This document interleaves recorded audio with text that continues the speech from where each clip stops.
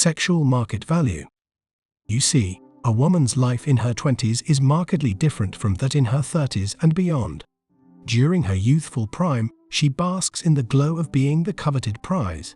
She carries a sense of entitlement because practically every man desires her, and her sexual market value, SMV, reaches its zenith. She becomes the one who decides with whom she spends her time, and whom she chooses to share her bed. She determines who can indulge in the privilege of adorning her in luxury designer attire. It's she who dictates when a man can see her, and how many others must wait in line for her attention. In her 20s, a woman is at her most fertile, and even in those rare instances when contraception fails and she misses her menstrual cycle, there's an inherent assurance of her fertility. However, as a decade or more passes, things begin to change. In her 30s, she becomes acutely aware that getting pregnant is not as straightforward as it once seemed. She may need to consult medical professionals, embark on vitamin regimens, and closely monitor her health to ensure she's in peak condition when she decides to conceive. With each passing year, the ticking of the biological clock grows louder and more insistent. Men often come to realize that there's a biological clock of sorts for women too, where the window for reproduction narrows as they age, making it increasingly challenging to have children. Women typically confront this reality in their mid to late 30s. It's commonly referred to as hitting the wall, signifying the point when the biological clock starts to slow down and eventually stops ticking. Many women in their early 30s have successfully captured the attention of men for over 2 decades. The desire to date women at their prime has been and will continue to be present in men ranging from their early 20s to as old as their 50s and 60s. Young women have long received the attention they desire from men of all ages and social backgrounds who have shown them love and validation. Many women have shared stories of how, in their mid-20s, even 50-year-old men would express interest, and by the time they turned 25, high school boys would seek their company. There was a notable age imbalance among the men pursuing these women. In this context, the world seems open to men of all ages, but it's not quite the same for women. This is because women tend to peak in their 20s, and after that, their perceived value starts to decline. When this reality dawns on women, it can be a sobering experience that shifts their perspective on life and their roles as women. In their 20s, most women can easily attract the attention of men of any age.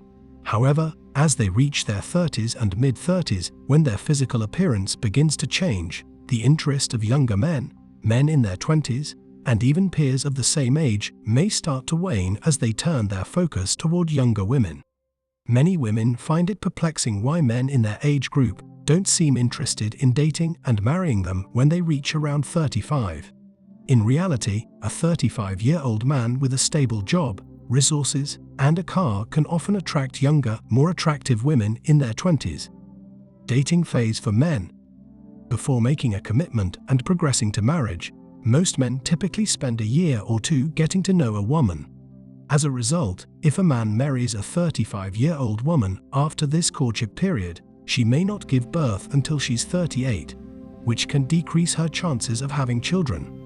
In their early to mid-30s, women may need to consider men in their late 30s, 40s, and even 50s as potential partners if they wish to start a family.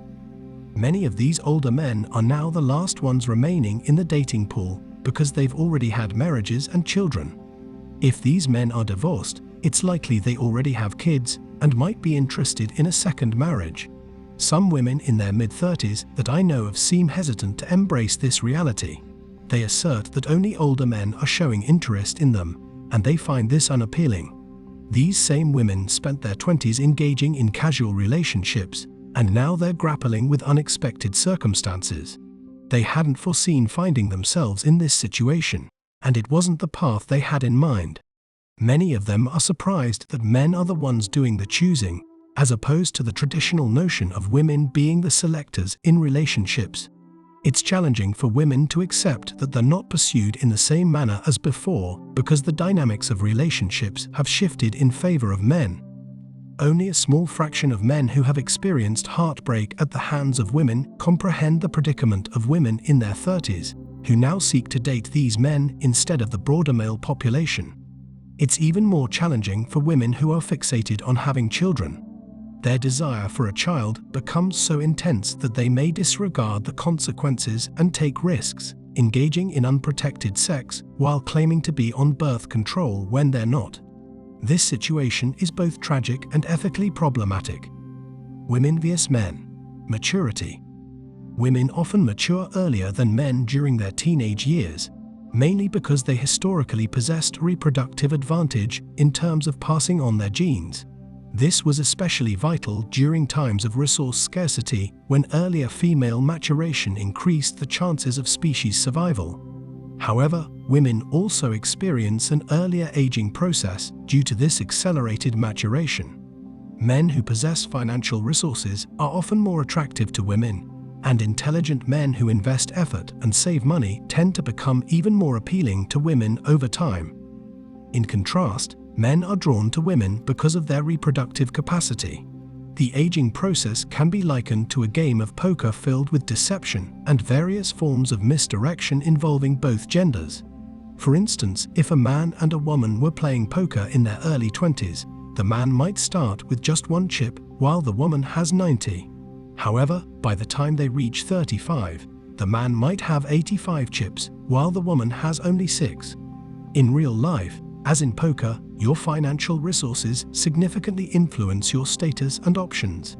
From my knowledge, more women than men tend to spend rather than save their money when they are younger.